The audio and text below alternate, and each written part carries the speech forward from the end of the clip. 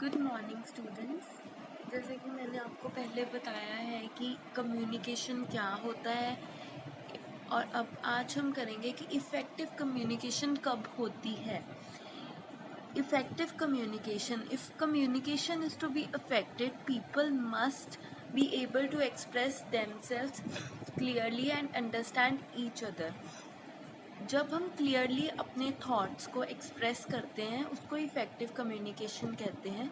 और effective communication तब खराब होती है when barriers stop people from expressive themselves और अंडरस्टैंडिंग अदर्स। तब खराब होती है जब हम दूसरों की चीज़ों को समझ नहीं पाते और अपनी चीज़ें अच्छे से बता नहीं पाते। ठीक है, नेक्स्ट ये आपको प्रोसेस मैंने बताया था।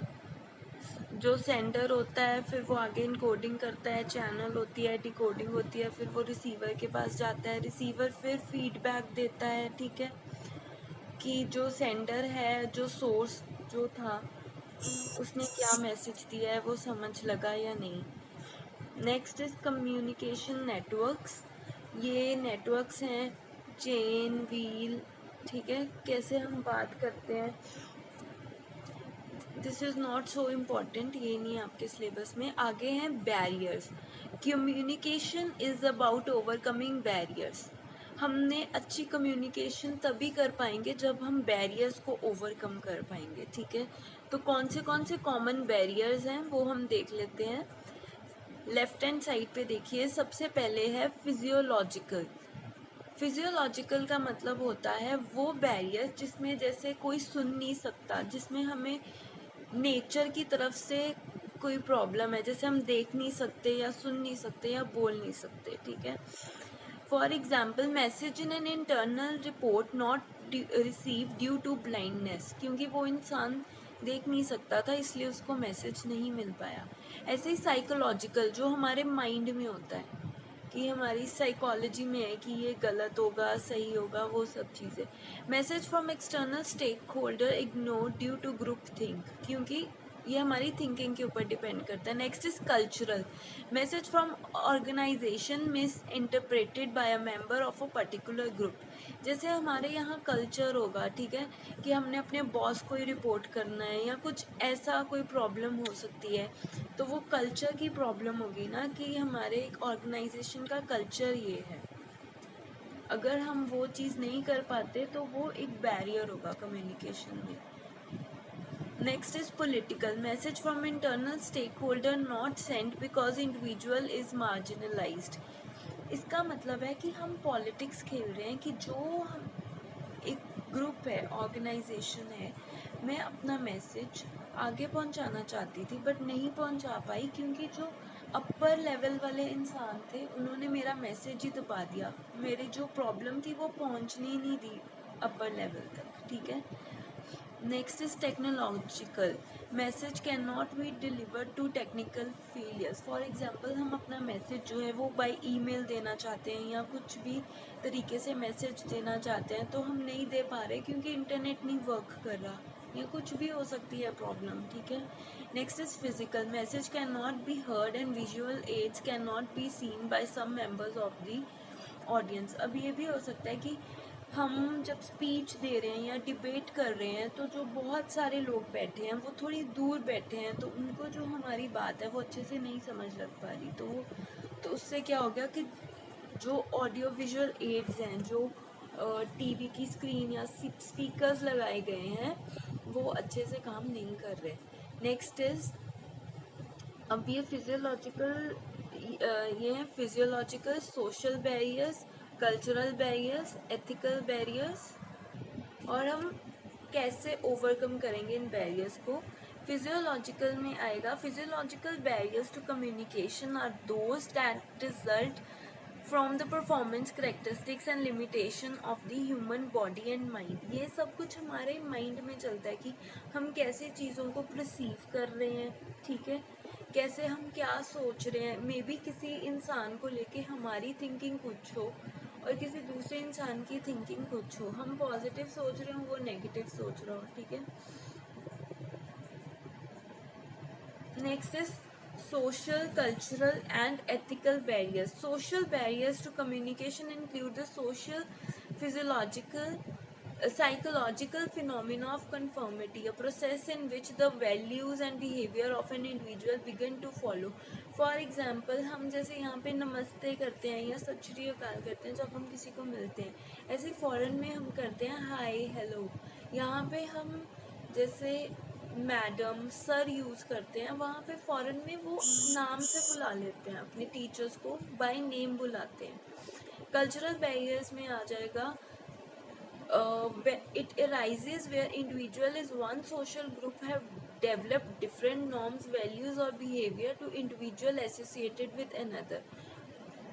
ठीक है, तो हमारे कुछ और प्रॉब्लम्स हो सकती हैं, किसी और कल्चर की कुछ और हो सकती है. Ethical barriers to communication. These occur when individuals working in an organization find it difficult to voice dissent, even though their organization is acting in way they consider to be unethical.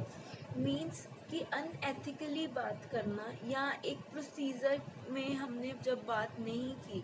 Voice decent means हम अपनी बात नहीं express कर पा रहे हैं, जो हम चाहते हैं वो हम बोल ही नहीं पा रहे हैं, क्योंकि जो हमारी ऑर्गेनाइजेशन है वो 2 नंबर का काम कर रही है या ढंग से अच्छा काम नहीं कर रही है.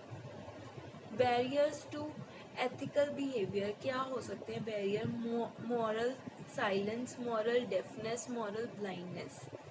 इसका मतलब है कि हम देख रहे हैं कि हमारी ऑर्गेनाइजेशन किसी चीज़ में गलत है बट हम बोल नहीं रहे हैं. हम मतलब कि अच्छे से अगर कोई प्रॉब्लम उठा भी रहा है तो हम उसको सुन नहीं रहे हैं, और अगर कोई प्रॉब्लम बता रहा है तो हम उसको देखना ही नहीं चाहते. मतलब हम ये सोचते हैं कि हम एकदम सही हैं और हम अपनी गलती देखना ही नहीं चाहते. नेक्स्ट है ऑर्गेनाइजेशनल बैरियर्स. जैसे हर एक कॉरपोरेशन का अपना खुद का कल्चर होता है.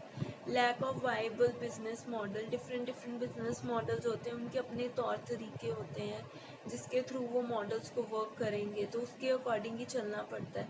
Lack of planning. अच्छे से प्लानिंग नहीं है तो जो कम्युनिकेशन है वो प्रोसेस बाय प्रोसेस नहीं हो पाएगी. Uncertainty about the organisational structure. For example organisational structure जैसे टॉप, मिडल, लो लेवल होता है, तो वो जो स्ट्रक्चर है वो डिफाइंड नहीं है.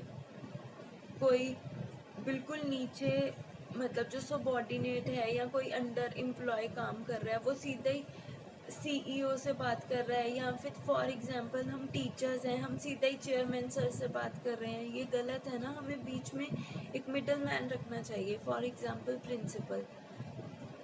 ऐसे स्टूडेंट्स के केस में स्टूडेंट सीधा प्रिंसिपल से बात करेंगे तो प्रॉब्लम होगी ना. स्टूडेंट को पहले टीचर से कंसल्ट करना चाहिए, फिर टीचर स्टूडेंट का मैसेज आके प्रिंसिपल को दे. ऐसे internet abuse by employees, lack of trust by employers, lack of standards. ठीक है, आप ये पॉइंट्स एक बार ही देख लेना. कोई भी प्रॉब्लम हो जस्ट लेट मी नो. आगे है जेंडर बैरियर. जेंडर बैरियर में होगा जैसे prefer conversation for rapport building, want empathy not solution, are more likely to compliment, emphasize politeness, more conciliatory. तो विमेंस के लिए ये बैरियर्स आ जाते हैं. मेंस के लिए है talk as means to preserve independence and status by displaying knowledge and skills, work out problems on an individualized basis. मतलब इंडिविजुअली कौन सी प्रॉब्लम आ रही है वो देखना. जो मैन होते हैं वो ज़्यादा डायरेक्टिव होते हैं कॉन्वर्सेशन में. They are more intimidating. Intimidating means मतलब like attractive. Call attention to their accomplishment. उन्हें अच्छा लगता है उनकी अगर वो कुछ अच्छा कर रहे हैं तो उसको अटेंशन दी जाए. Tend to dominate discussion. आपने देखा होगा मैन जो होते हैं वो मोस्टली डोमिनेटिंग होते हैं थोड़े नेचर में. आगे है सोसाइटियल बैरियर्स. इसमें आ सकता है telecommunication structure, access inequities, information technology, skill shortage, education, politics. ये हम कल करेंगे. आज हम सिर्फ जेंडर बैरियर्स तक करेंगे कि कौन से बैरियर्स होते हैं, ठीक है।